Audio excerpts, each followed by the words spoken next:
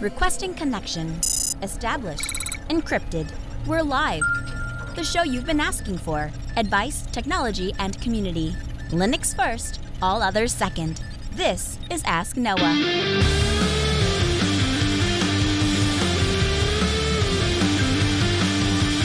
Live from Altispeed Technologies, the Ask Noah show starts right now. This is the show where we came to do all the things on Linux they said couldn't be done and take your questions on how to do the same. The phone lines are open this hour. To be a part of the program, it is a free call, 1-855-450-NOAH. That's 1-855-450-6624, or send an email to live@asknoahshow.com. My name is Noah Chalai. I am your host. Delighted to be here with you as another episode of the Ask Noah show kicks off this hour. Joining me, my co-host, Mr. Steve Ovens. Welcome in, sir. Good evening, Noah. Man, it's been a rough week for me and open source recently. You've had a rough couple of tech weeks, wouldn't you say? Yeah, I'd say it's been about 2 weeks. You know, I was reflecting about this, and it seems to go in spurts. Like, even professionally, I've been doing this near on 2 decades, and it goes in spurts where sometimes things are just peachy and things just work exactly as they should and as the documentation says it should, and you feel like you know what you're doing. And then you get weeks like this and you feel rage and impotence all at the same time. I think the benefit as the rest of the episode unfolds, Steve, is going to be, what do people that walk the walk day to day, where when you don't know where the bodies are buried, so to speak, you stub your own toe? A transparent discussion about what that looks like and how to overcome that, and frankly, how to just cope with when the technology doesn't work, is maybe an okay thing. I think it's a good conversation to have. Part of it is, when I was learning, I always felt like everybody else knew how it was going to work, right? Like, you'd see the people who would answer the forum posts or whatever. You're like, how did you know that? Yeah. Right? You don't know that it took them 4 hours to dig up the information to make themselves sound condescending. You know, you just get this feeling that everybody else seems to be having much smoother ride than you are. And so sometimes it's nice to hear from people that have been stubbing their toe against this for a while. Well, on that note, our first email comes in and says, "Hi, Noah and Steve. I was recently asked by a friend for my thoughts on a Fitbit Ace," and he links to the Google Play Store, specifically the LTE version. I told them I didn't like how Google tracks everything. And I asked them what problems they were trying to solve with it, and they said that they wanted to be able to let their kids communicate with a few select people, mom, dad, grandma, grandpa, etc. They'd like to be able to track the location of their kids. They want to do cellular connectivity, and the price is important to them. The cheaper, the better. So my question to you is this: if you were asked the same thing, what would you do? I have some thoughts of my own, but I'd like to get a second opinion before I give them a recommendation.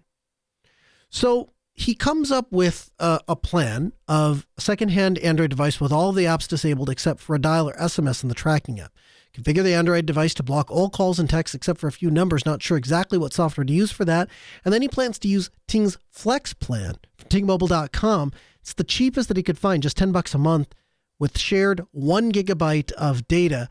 And an additional $5 a month makes their total plan $25 for the 2 kids. Then for the tracking, the best thing that he found that respects privacy is something called Tracar. And you can learn more at Tracar, TRACAR.org. And he's planning on using that along with Tailscale. So, Steve, I know to a degree it's going to be like mental gymnastics for you to think about handing your children cell phones when you yourself, are like almost allergic to cell phones. But what would you suggest if you were trying to design a solution for somebody who didn't want Google tracking all the things you do, but also wants to give some communication to the chitlins? I'd call Noah because he's got kids that are involved with technology. Okay, you want the Luddite answer? That's when they reach out to you when you want the go ahead and shower the children with technology. That's pass it off to Noah, huh? You know, Noah's okay with melting children's brains with technology, so he'll probably have some answer for you. Right. Okay, so let's start here. So if I were looking at the cheapest possible way to do connectivity, the first place I would start is jmp.chat. And the reason for that is they have a SIM plan. And the SIM plan that they offer allows you to get just a data SIM and allows you to use it for small amounts of data. So it'll start at $7 per gigabyte plus $5.50 for the year. So you pay $5.50, you get the SIM card for a year, and then my understanding is for every gigabyte you use, it's $7. So if you are using the SIM as kind of like gap coverage to get from point A to point B, that might be not a bad way to go, and it'll be the absolute lowest dollar amount, again, presuming you're not using data. Once you start using data, I agree with you. I think Ting is a good middle of the road. And I think you said it was $8 a month. The next one up the list to consider is Mint Mobile. And the thing that I like about Mint Mobile is they have an unlimited plan for $15 a month. So if you're willing to do, well, actually, to come and think of it, I think it's the first 3 months they give it to you $15 a month, then maybe it goes up to like 30. But you can prepay for the entire year, or you can just pay the $30 per month, and it will get you a standalone cell phone plan that has unlimited data. So depending on what you're trying to do, if you're going for gap coverage, just get the kid communication. I'd go the JMP route as they start to grow or want to use more of that, or if they want to move on to their own plan, or you're going to have them pay for their own data. What I would not suggest doing is paying either Ting or Mint Mobile to buy data off of them. Once you pass that kind of initial threshold, it's not going to be long before you hit that $30, and then you may as well get an unlimited plan. So that addresses connectivity, as out to the outside world.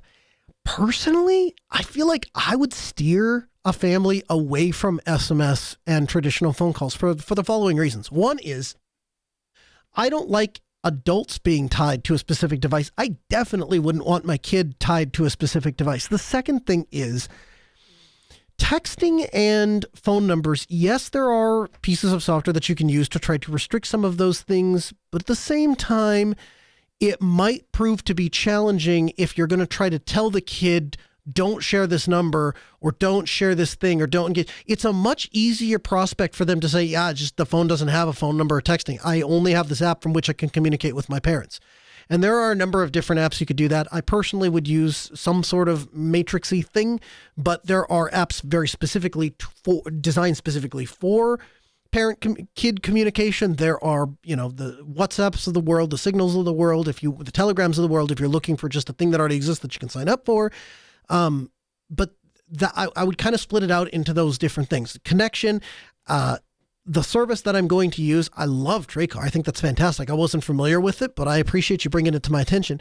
And the last bit of it is what device to use. And personally I like the idea of a secondhand Android phone. Might do a secondhand Android phone that you could install a alternative operating system on, whether that's Lineage OS or Graphene OS. I don't know that makes that big of a difference given the limited scope for which you're using it for.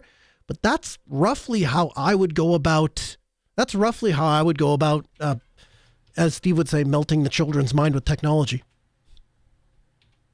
I might maybe give them an option to do some sort of a laptop-y thing or a tablet-y thing. Not because I think those tools I do think they're better, but it just separates from this compulsion of pull it out of my pocket, check it, pull it out of my pocket, check it, pull it out of my pocket, check it. You don't want to be getting your kids into that ever, if you can, but certainly not young.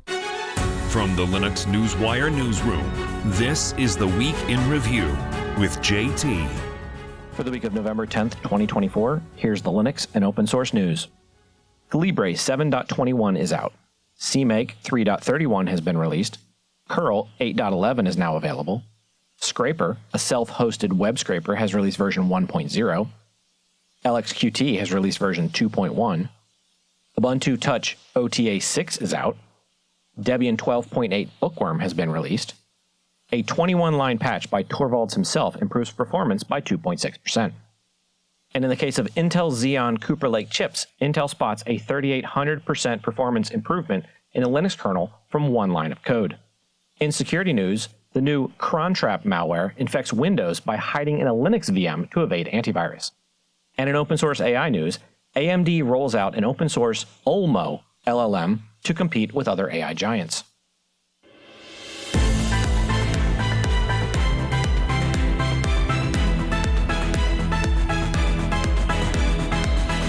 Tim Flink. He is a senior software quality engineer at Red Hat and a guest this hour on the Ask Noah Show. Tim, welcome into the program. Oh, thank you for having me. Thanks for making the time. So if somebody is a Fedora user and they have an interest in AI or machine learning, where should they start? First of all, are they on the right distribution? Is that, would you say, the right distribution to get started with AI and ML? Yes, I may be biased, but definitely yes. Okay.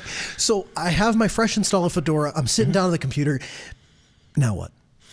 It's which version of Fedora? If you're on the newest version of Fedora, a lot of the work is new.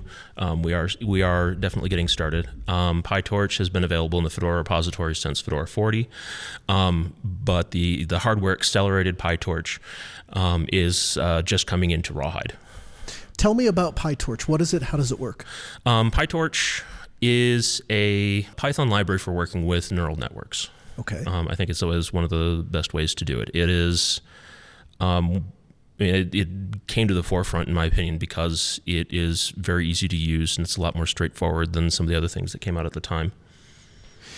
Is it a software package that I can just install? Do I need some sort of specific hardware to be able to run it on? I'm going to answer that in two different ways because it kind of needs two different answers. PyTorch runs just fine with a CPU. So there's nothing stopping you from, as long as you have a relevant Python version. I want to say it's 3.8 and newer, but don't quote me on that. You can run PyTorch. However, I can go back to a specific example of some research I did where I was curious, how much of a difference does it make? And it was a couple orders of magnitude faster with a GPU than a CPU alone. So it'll work. You just might be there for a while. Okay. So if somebody's on a tight budget and, hey, I'm just getting in, I just want to dip my toes in the sand, well, it's fine. Start it and come back a few days later and you can see the results. Then when I find out, oh, there's some real value, I want to get some work done with this. I really want to dig in. Now go buy a GPU. Yep. What would you recommend for a GPU? Not to mince words, NVIDIA is very much the 10,000-pound gorilla in the space. And there's really no getting around that. Most of the stuff in AI, their software is meant to work with NVIDIA's stuff. So that is certainly today, that is the option with the least amount of friction. If you and I walked into a PC parts store, we went over to the NVIDIA section, what graphics card would you walk out with? The most VRAM you can get for your money, for whatever your budget is. For a lot of the stuff, VRAM is going to be the problem faster. I mean, it's like, yes, it might finish slower or faster, but if you run out of memory while you're trying to do something, it will just crash and you're done. How is the Fedora project, or should I say, is the Fedora project using AI? Yeah, we're using it in a couple of different places. We're trying to move a lot of our discussions to Discourse, which is an open source project. And there are some AI bits in there that we're starting to use for, detecting spam to summarize images and that kind of stuff. Some of the other stuff, it's somewhat Fedora adjacent, is Log Detective. And that's getting started. They're really just trying to gather data. And the idea is to use some of these new AI technologies to help triage build problems. The last one is some research that I'm doing for testing in Fedora. One of our test systems is called OpenQA. It's something that came out of the SUSE project, and they maintain it. But we've come to use it and to start participating. But we run a lot of tests in OpenQA. I think this year we're up to about 1,700 per day, and some of those fail. But those failures need to be then triaged by a human being. In order to make them more efficient, we're trying to use AI to start clustering those failures, if that makes sense. So basically trying to find duplicates within the failures. So instead of having to triage every single duplicate of that root cause, to have the system that will at least start pointing them in the right direction. Is there an equal focus on using Fedora as a base to do things like training AI, or is it really just a function of executing AI, for lack of a better way to phrase that question? I would say it's almost neither. We are working on just making everything work. The target we have picked is the training part with PyTorch. We have Llama CPP that's been packaged. That will be in Fedora 41. as far as more the inference and the serving end. But the focus right now is really on getting started with the hardware accelerators, getting into the problems that we're going to face, figuring out how to test all of it, figuring out how to package all of it. How do we deal with the dependency matrix from hell that goes from, what kernel do you have, what accelerator do you have, what version of Python, that kind of explosion. So what we're really getting into is making sure that base is really solid, so we can start making containers on it, so we can start both doing training and the inference. What are the primary software projects that the AI or ML special interest groups are focused on right now, and what are some of the pain points within those focus groups in their work? The big things that we are focused on right now is ROCm and PyTorch. The pain points is packaging software that was not the people who originally put it out were not intending for it to be packaged. Sure. So there's a lot of stuff where trying to chase down dependencies that were just symlinked in a directory somewhere, or a build system that is hard coded to download something that for Fedora policies for packaging they need to link to the packaged part. I think those are really the big things, and we're just about getting into how do you support the different versions, and when do you roll it out, and how do you keep people satisfied. You mentioned Llama CPP being packaged for Fedora 41. Are there similar efforts for others? There are some efforts. There's certainly been discussion around trying to package Llama, but Llama CPP is the one that we've decided to focus on first. Okay. The AI space is one of those things where it's constantly moving. One of the quotes I like best is, AI today is the worst it's ever going to be. Tomorrow it's going to be better. The day after that it's going to be better. And it's today is the worst, right? So with a landscape that's constantly evolving, do you find it challenging to keep everything working and stable? Yes. And I think it's just going to get more and more challenging. Right now we can do builds in Rawhide, we can test in Rawhide. And we only have one release to worry about, and nobody's filing bugs against it yet. So yes, that is going to be a problem, and we're still trying to figure out how we're going to deal with it. You said earlier the de facto standard is NVIDIA. Can you talk to me about what efforts, if any, are being leveraged towards AMD and their ROCm software stack? Right now within Fedora, we're really focusing on ROCm. And the biggest reason is that it matches up best. It's the path of least resistance for us. In Fedora, we do have restrictions on what we can and can't do with proprietary software. NVIDIA's driver and CUDA, that's all proprietary, so it makes things more difficult for us in Fedora just because of how we distribute software. So for now, we are focusing on ROCm. And getting all of that to work, because that's all open source. There's no other bits that we can't package. There's no out of tree kernel patches. There's no hard LLVM forks. So that's the direction we are starting in, because it is, again, the path of least resistance for us. Where does the AI or ML special interest group need some help? If somebody was looking to get involved, where would be a good place to point them? All of our conversations happen on Fedora's Matrix. We're AI-ML room on Fedora's Matrix server, and on discussion.fedoraproject.org, and it's the tag is AIMLSig. Those are the two places where you're going to be able to find people. And the kinds of things we need is just about anything. Right now, I'd love to see more guinea pigs, willing guinea pigs that know what they're getting into. We have our first builds of PyTorch with ROCm acceleration. I'd love to see those better tested to make sure, to make sure that everything is working, that it's working correctly. That some of the ways we build things in a slightly different way than like the PyTorch you're going to get from Conda or you're going to get from pip. So to make sure we didn't break anything. also people who are interested in doing, someone who is, interested in helping to package the other bits that we, would want, the other parts of PyTorch. Because we have the base PyTorch, we have Torch Vision, we have Torch Audio. There's a couple more in review, but those are the ones I'm aware of. So yeah, someone who wants to, that's how I got started. Is I was in school and I saw that, there was work needed to be done.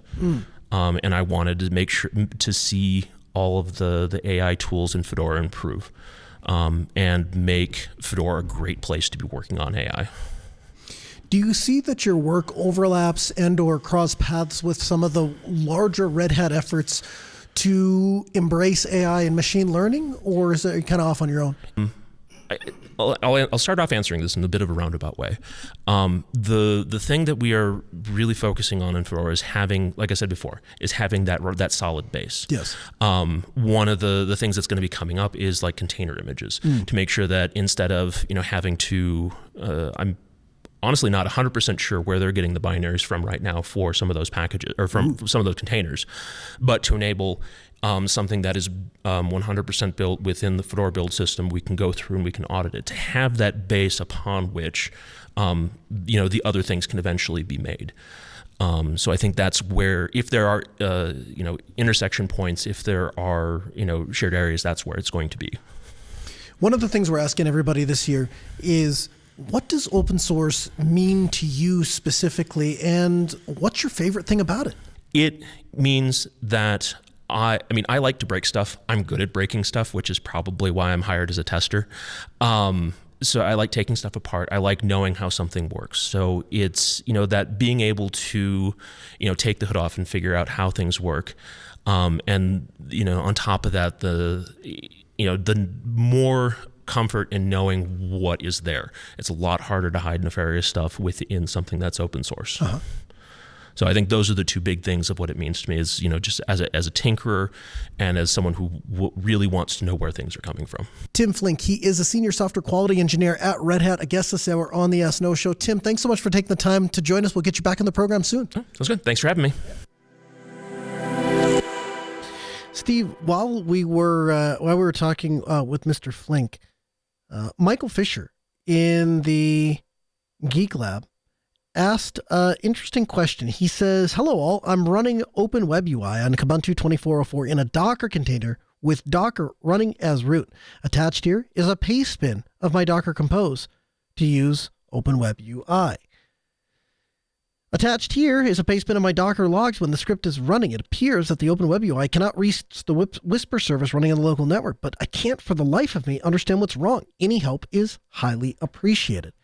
So, Steve, I don't know if we dare dig into, live troubleshooting right on the air.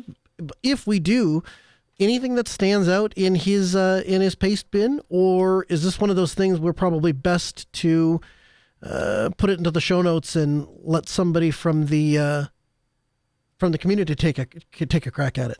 Well, this is a live curveball, so I'm trying to find the link here. If you've got it, can you drop it in our chat? Yes, I can. I'll drop both of these to paste bins. This is, I think, to be honest with you, I think it's kind of cool that you get people that they show up on day of in the moment and they're listening to the show and they're saying, "Hey, this is really interesting. These people know something, and I would badly like to know if I can get an answer to my thing." Where he lucked out with you, Steve, is this is your baby to a degree. The concept of containers and understanding how they work and what's working underneath the hood are all things that are right up your alley. So maybe throughout the show, you'll have an opportunity to take a look at his configs and the resulting log files, and maybe we'll land on an answer.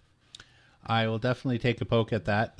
Just as a quick searching here, it's definitely having an issue with the internal, like the Docker internal DNS. So it's trying to resolve some Docker internal hosts and is failing. That's the first kind of blush, but I have to dig in deeper to the paste bins to see what's going on.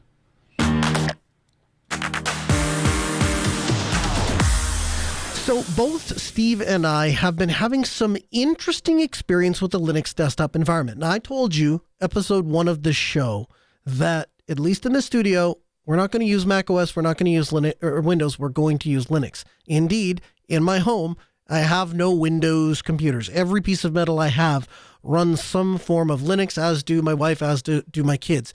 One of the many things that drew me to Steve's character is his household runs largely the same way. They just don't really bring it into the home. It kind of stays outside there. We're not ostriches. We don't stick our head in the sand. It's not like we don't know that there's other options out there. It's not that we're technical fools and can't figure out that, you could just wander your way on down to the Best Buy and buy yourself a Windows laptop. It's not any of that.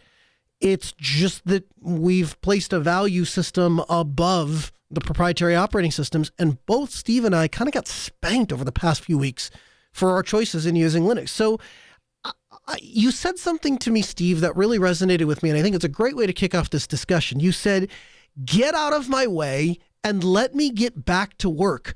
What caused you to arrive at a state, an angry state, I might add, to where you were like, I just need this thing to get out of my way and let me get back to work? Take me back to what was going on. So I suppose the first thing is a bit of understanding of the workflow that I have used for the last, decade or more. And part of it is you can adapt your workflow and maybe this becomes less of an issue. But so I've got a bunch of monitors and I open tons of windows. I never really adopted workspaces or whatever KDE called them in the past. And so I never really adopted that workflow. And as part of that, I got used to using Expose or Overview or whatever the various distributions call the fact where you explode all of your windows so you can kind of see them and pick the right one.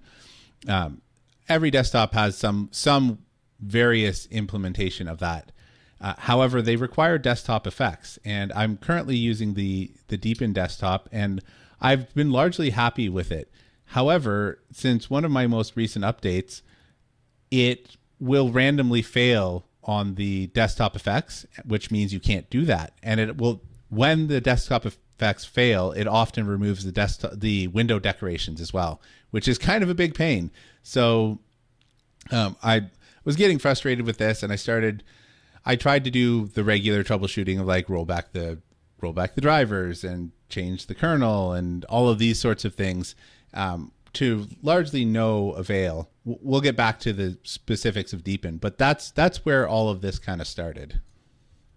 So you have basically one of two models that you roll out. One model is for the static machines that you're going to put these into production. It's almost like a workstation going into inside of a working environment. You're going to set it up and it's going to run. You don't know who's going to walk up to. You don't know exactly what they're going to do. And you have one model for setting that up.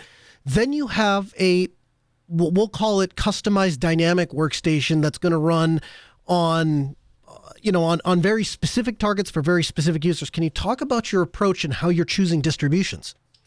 So I think you pretty much nailed it, although I would substitute workstation for kiosk. I think that's more accurate for how we treat those. So if it's attached to a screen for looking up recipes, say in the kitchen, or for calling relatives over video downstairs in the basement or on a projector, whatever, these are largely kiosks where you launch a browser or a thing and it doesn't have a lot of complex or changing requirements. Like it literally just has to launch whatever program is primary to that thing, and that's it, right? So there's very little variability in what it needs to do. On the other hand, you have gaming machines or my work machine or things of that nature, which have more variability in terms of what do you want to do. Sure, you could live inside of Steam and that sort of stuff, but maybe you want to play World of Warcraft through Lutris or some other native games like World of Goo, for example, going back into the annals of history. My goodness. So because of that, there's some variability there, and you need some more flexibility that is not ideal in a immutable operating system. Okay. And so when you have to step out, so if given the choice from a system administrator, your architect hat on tells you when you can keep it immutable, you do that. When you need more customizability and or you need to be able to be a little bit cowboy on the machine, that's when you're still reaching for the Arch disk. Absolutely. I think we have a couple of Fedora machines that have kind of crept in. Thank you to Chris DeLuca, who listens to the show, he got us a nice little touchscreen laptop running Fedora, and there was no reason to not keep it that way. And so we just kind of wholesale adopted what he generously gave to us. And so we've got a couple of Fedora laptops kicking around, but aside from that, they're all Arch related. So you're a believer, and you have preached with me the values of reproducibility and being able to start from scratch and rebuild your thing from anywhere. I know that you have been taking some time to dig into what that would look like if you were to automate the deployment of your machine. What have you discovered? What have you learned? And what have been the pain points there? So part of this came about because of these problems and trying to roll back and forth. And my knee-jerk reaction is, I'm never going to update this darn thing again. It was working fine. It's going to stay working. I just won't run the updates, which is not a reasonable approach. I understand that.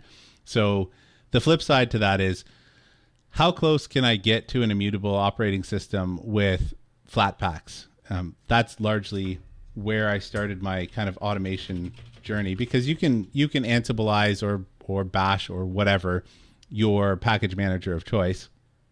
But I thought I would try seeing how far I could get with Flatpaks. And as part of that, there is some level of translation that happens, because an easy one that people will probably understand is if you move from a packaged Firefox to a Flatpak or a snap of Firefox, how do you transfer over the profile? Like, sure, you could use the sync functionality inside of Firefox, but when you're thinking about automating things, while the sync is great, there's no way to actually automate logging into the sync without some other tooling that basically does it for you. So Ansible is not going to log you into Firefox Sync to pull down the things. And so I'm trying to get to as low touch as possible. Zero touch is not probable, just not going to get there.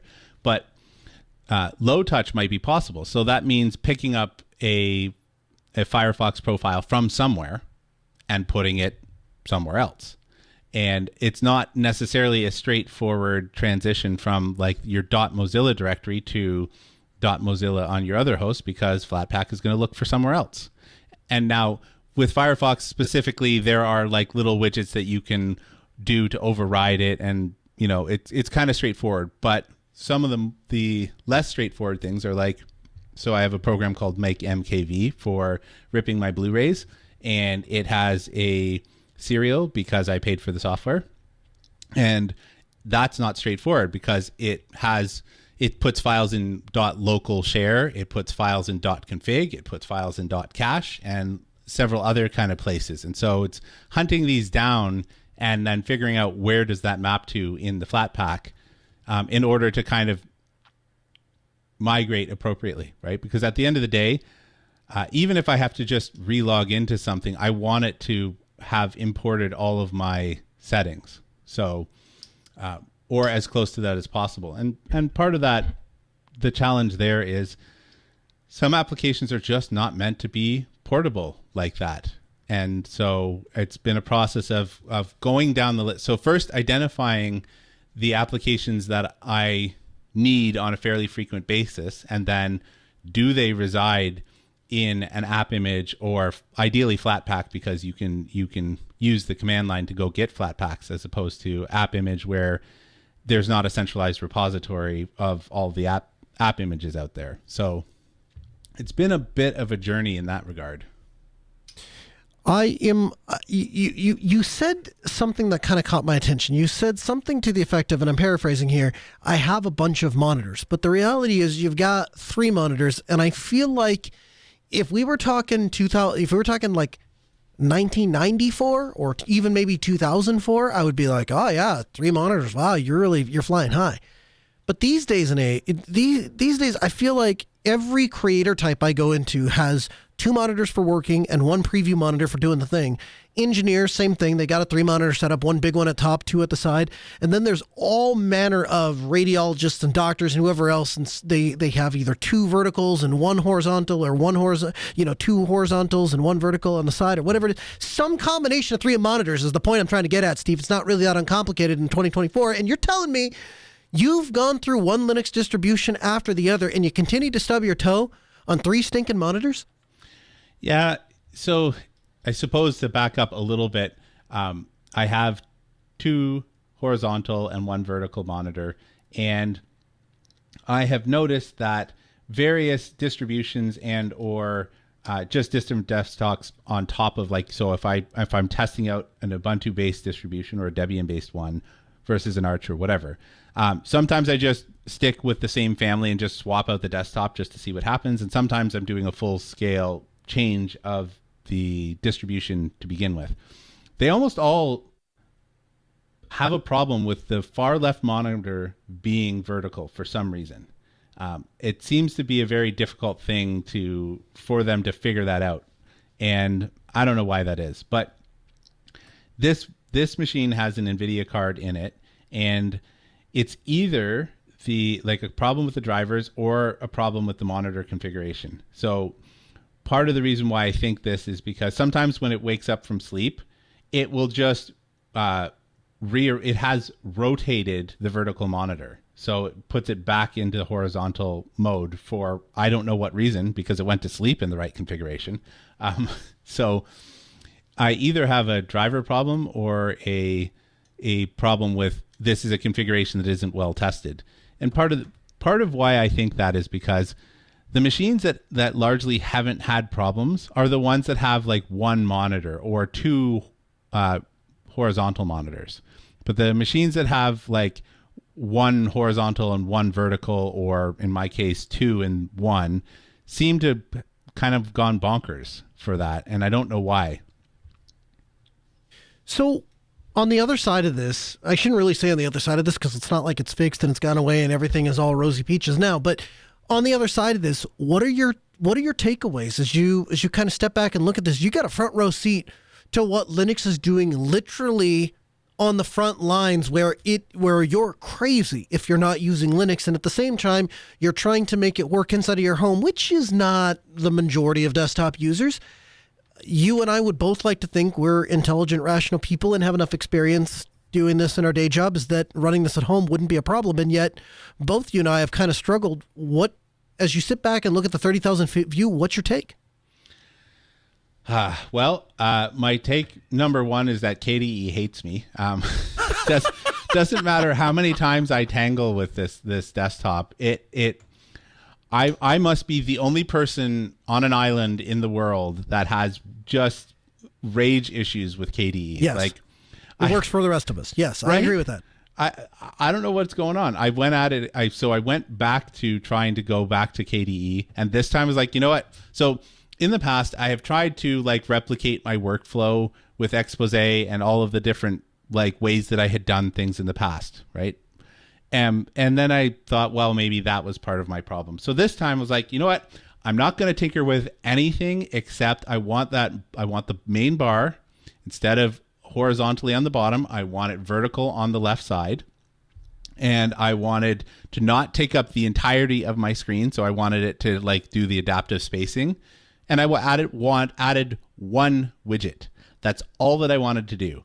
And the bar crashed on me. I would add a widget, but then couldn't interact with it. It wouldn't let me delete widgets once I added them, so I had to delete the entire panel to just get back to it. I had just a giant laundry list of problems. Yeah, this all started because you just couldn't be content with what you had. I know. You had to go tweaking with stuff now. Yeah, right. Like I just wanted to move my bar, and that was apparently the death knell. And then, this is not to pick on KDE. In this particular case, I just want to put it out there that you were driven to KDE from GNOME. We're driven from. No, I mean, so this is more of a I'm sharing an experience at this point, specifically around the NVIDIA driver. So part of the issue that I had moving over to KDE was I was running the NVIDIA Open driver because I've got a card that supports that driver, and I thought, well, why not? I'm going to use the Open one if I can. KDE was having none of it, like zero. I couldn't even get the login screen while I had the NVIDIA Open drivers installed. I just got a black blinking cursor, not even like the prompt. So I had to change to a different prompt. But more than that, when I went back to the proprietary driver, the Wayland session worked.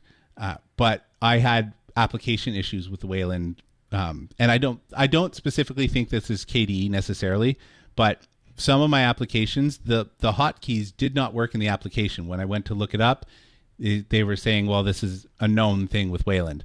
So tried to use the X11 version, and the login prompt would come up. You type your password in or whatever. You'd get the little KDE cog, and that would crash. The screen go black, and then you get your login screen again. And I couldn't solve that. I tried various login managers, so like SDDM and LightDM, and I basically went to the Arch Wiki and I just walked down all of the desktop managers that seemed like it might be reasonable, and I got through a half a dozen of them. And then I played with drivers, and I played with kernel versions. I could not get the X11 version of KDE to even get to the desktop. So the point of really airing that is not necessarily to talk about frustration, but just like, hey, first of all, if you're considering switching to this and you were using the NVIDIA Open, I wish you luck. That was my first problem, and it took me a little bit to figure out that it was a graphics card driver. And I don't know. I legitimately wanted to do this because I hear nothing but good things about KDE and how well the Plasma desktop works for people, and I thought, I'll give it a shot. And this is the third time this year I've bounced off of KDE. I'm disappointed to hear that, in part because my wife has, not unlike your wife, has a very low tolerance for stuff not working. Like, if it breaks, I'm going to hear about it. And she lives on KDE and has virtually no problems. And that's what we use at Altispeed. So again, if there was a widespread, hey, this thing routinely doesn't work, or these panels routinely get stuck, I feel like it would come across my radar, and I just don't hear it. However, I've had my own share of stubbing my toe. So it started a few months ago when I went over to my in-laws to reinstall Ubuntu on their desktop. It was running some god ancient version, 1604, 1804. And upon the conclusion of the successful installation of 2404, I explained to my in-laws, like, hey, this machine got out of date, and so I had to fix it. But you know how they feel about it, Steve? They're watching. They're like, well, we told him at 7:02 that it was broken, and here he is at 10 o'clock, and it took a long time, so it must have been really broken. Therefore, the only logical conclusion is we must have done something to it to break it so bad that it took him 3 hours to fix it, right? And so I'm like, well, no, it's not that. It's just that, we went from one version to another version to another version. And my mother-in-law asked a really interesting question. She goes, why is it so difficult for people who make software to get it onto pieces of hardware that we buy? You would think this would be a simpler, more known quantity at this point, because I've been doing this for years. And when she asked that question, I just kind of laughed, and I kind of half launched into the whole immutability thing. I kind of half launched into the whole reproducibility thing, because those are ongoing discussions inside the technical community. But she's right. In the end, the vast majority of distributions aren't leveraging a lot of this technology to make it work. So fresh install 2204, I think I'm good to go, I leave. Week later, I get a call back. Hey, computer doesn't update. Computer doesn't update. That's strange. So I go take a look at it. Well, the computer won't say everything is up to date because they don't pay for Ubuntu Pro. And so the Ubuntu Pro update isn't installed. It's ghosted because they're not enrolled in Ubuntu Pro. So a quick DuckDuckGo search reveals to me a magical incantation I can paste into the terminal, which I do, and it takes away the Ubuntu Pro the update, and so I think I'm solved.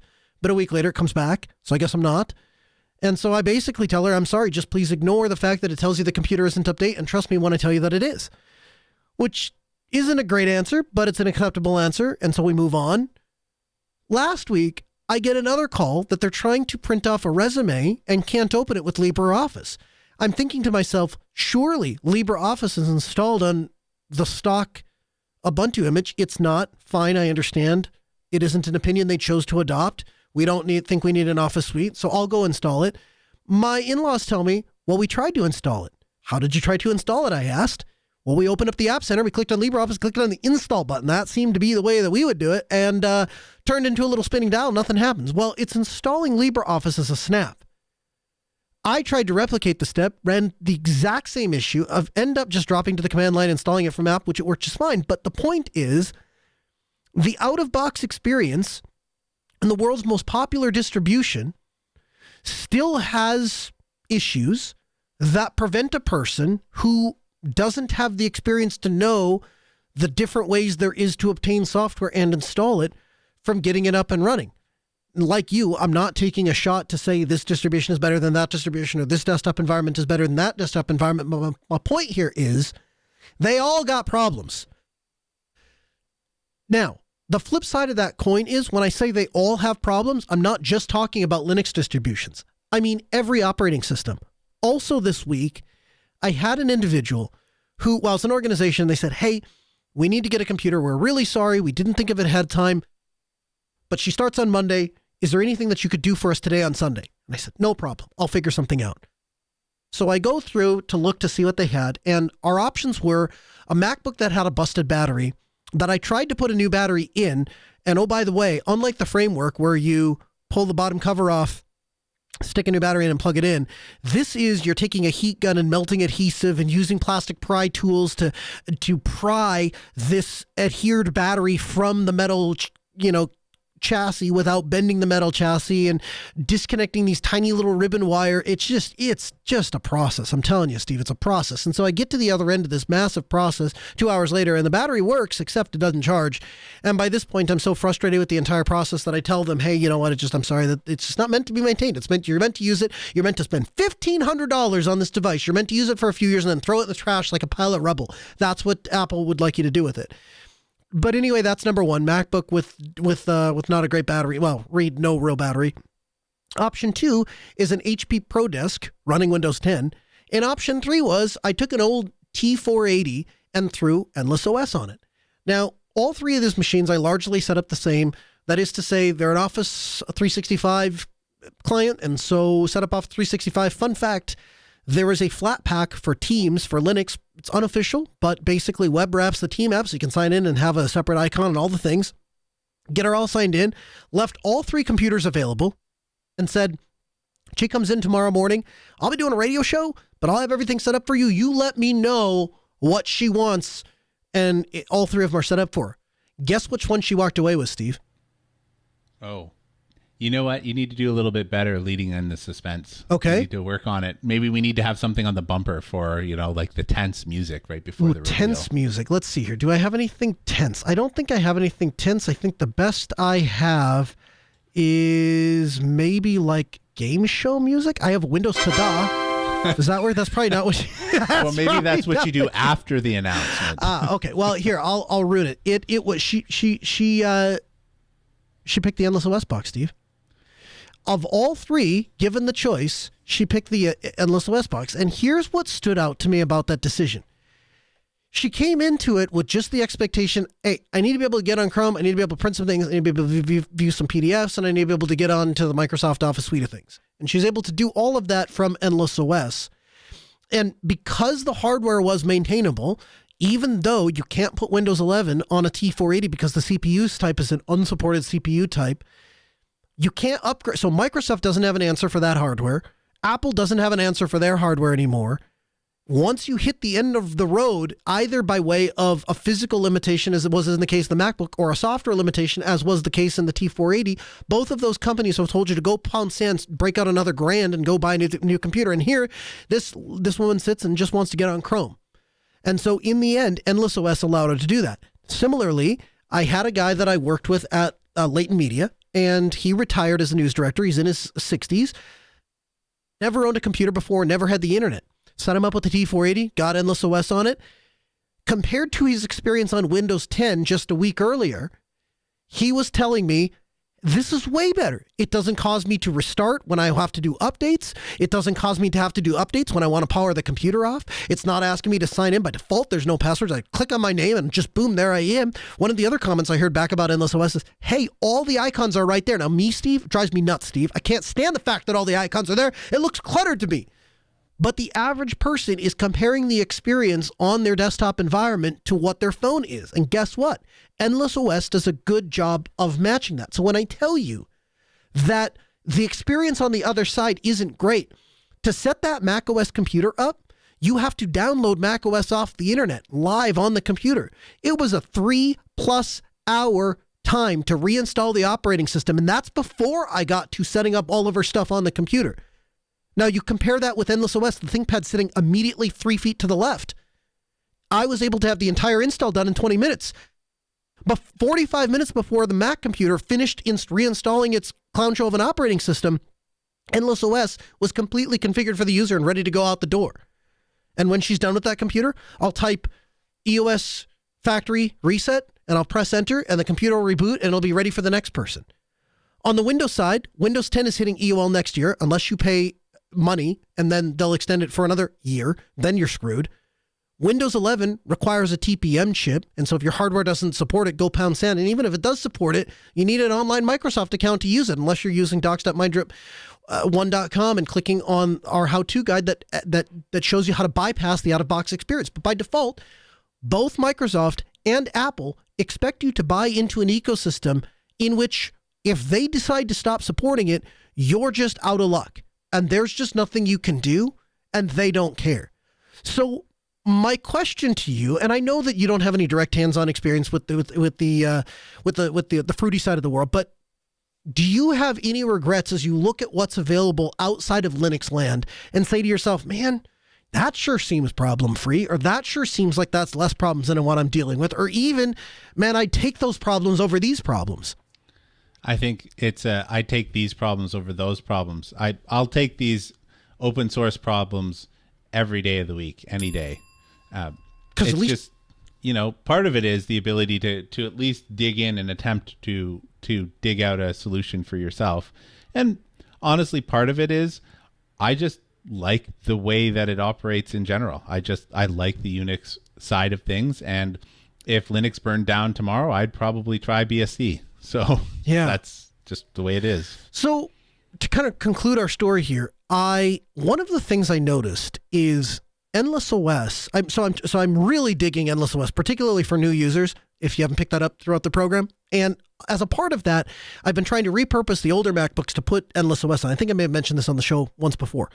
So what I learned from that experience is that you can deliver a consistent software presentation. It doesn't matter if it's a MacBook or a Windows computer or whatever else.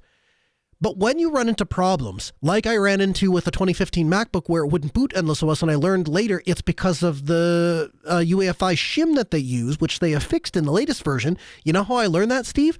I went and asked the people that are working on the project, hey, I'm trying to do a thing over here and it doesn't work. Can you tell me why? And they go, oh, no problem, friend. Here's what we're doing, and here's how we fix that, and here's when it's going to be available to you. So the answers are there because there's somebody in the community willing to pick up the other end of the proverbial telephone and tell me what's going on. When it doesn't work in proprietary land, the best thing I'm left with is Googling around on forums, trying to stumble into somebody else who had the same problem, and hopefully they can shed some light on what the issue is and how to fix it. And if there isn't a good answer to fix it, I'm sort of out of answers. I'm at the end of the rope. So is desktop Linux perfect? No, far from it. Do Mac OS and Windows 10 or 11 offer anything of substantial desire? No, I don't think so. And then you add the mess that is Microsoft Recall, which we haven't had time to dig into in the show. We'll do that at some point. It's a fantastic new feature from Microsoft that nobody was asking for and violates their privacy. The other side of the lawn doesn't look so green. This is the Ask Noah Show.